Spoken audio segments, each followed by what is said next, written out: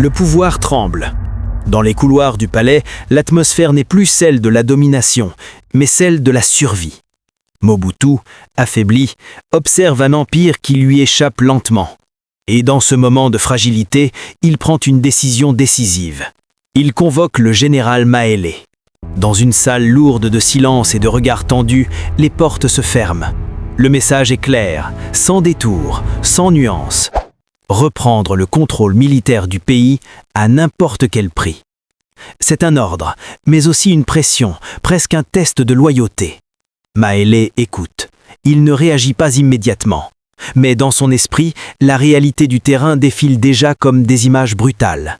Des soldats fatigués et mal équipés, une armée désorganisée et divisée, une population en colère et imprévisible, un État qui perd chaque jour un peu plus sa stabilité. Et au milieu de ce chaos, une vérité s'impose à lui avec une froideur implacable. Obéir aveuglement ne serait pas une mission, ce serait une catastrophe annoncée. Dans cette pièce silencieuse, le poids de la décision devient écrasant. Car pour la première fois, ce n'est pas seulement un ordre militaire, c'est un choix entre deux mondes. La loyauté envers le pouvoir ou la responsabilité envers un pays qui s'effondre. Et Maélé comprend que peu importe sa réponse, rien ne sera plus jamais comme avant. La pièce est fermée. L'air y est lourd, presque immobile.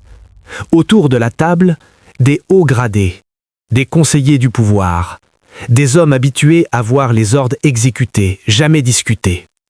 Et au centre de tout cela, Mobutu Sese Seko, silencieux, immobile, observant. Son regard attend une seule chose, une réponse qui doit confirmer son autorité. Le temps semble ralentir.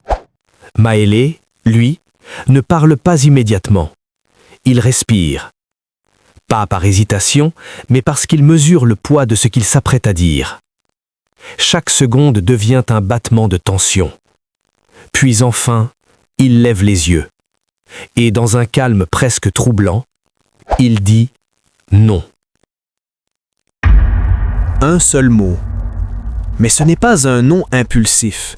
Ce n'est pas un non de colère. C'est un non contrôlé. Un non réfléchi. Un non irréversible. Un non qui ne cherche pas à provoquer, mais à avertir. Dans cette salle, le temps s'arrête. Personne ne bouge. Même les respirations semblent suspendues. Parce que ce n'est pas seulement un refus d'ordre, c'est la rupture d'un équilibre politique fragile. Ce silence n'est pas vide, il est